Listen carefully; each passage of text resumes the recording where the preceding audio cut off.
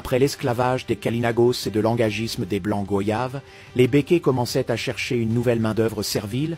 Ils ont fait appel aux négociants français pour déporter des Noirs africains en Martinique pour les mettre en esclavage.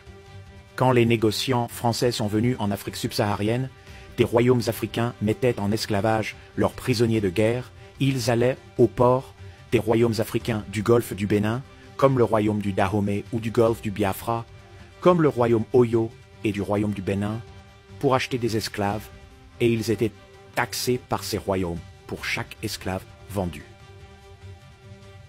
Les négociants français déportaient les Africains vendus vers la Martinique dans des bateaux négriers délétères. Les Africains déportés en Martinique ont des origines multiples, mais beaucoup de Noirs africains déportés étaient des Fons, des Igbos ou des Yoruba. Les prisonniers de guerre pouvaient être des femmes Menbo ou des hommes Hungan, les prêtres vaudous ou des soldats.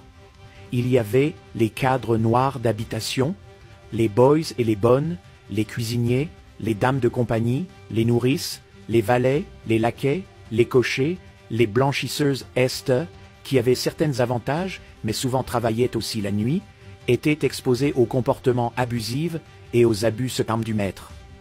Il y avait aussi les esclaves artisans ou esclaves à talent, les forgerons, les charpentiers, les maçons, et enfin les sucriers, les maîtres les louaient au moins, à l'année ou les laissaient tirer parti d'eux-mêmes et exigeaient une rétribution.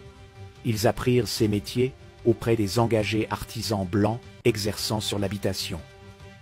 Pour finir, les esclaves cultivateurs des plantations, la plupart du temps, travaillaient de 5 heures à 10 heures du soir, Ika, compris par tant d'intempéries, leurs conditions d'existence étaient elles aussi les plus déplorables. Il y avait 2 groupes d'esclaves de plantation. Le grand atelier, qui avait les travaux les plus difficiles de l'habitation, et les petits ateliers qui étaient affectés aux tâches les moins pénibles des champs. Les Afro-Martiniquais se sont toujours révoltés contre le système esclavagiste, que ce soit les esclaves cultivateurs qui marronnaient ou les esclaves cuisiniers chargés de préparer les repas du maître et qui procédaient à des empoisonnements.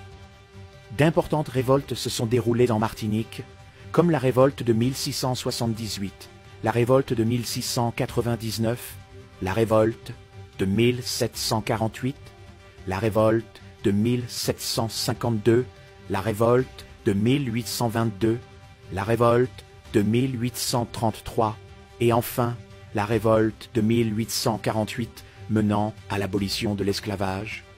Il y avait aussi des révolutionnaires afro-martiniquais, noirs comme Lumina Sophie, Léopold Lubin, romains et des révolutionnaires afro-martiniquais, métis comme Louis Delgrès, Julien Fédon et Joseph Serran. Aimez, partagez et mettez un commentaire. Suivez-moi pour plus d'histoires sur les différentes communautés des Antilles.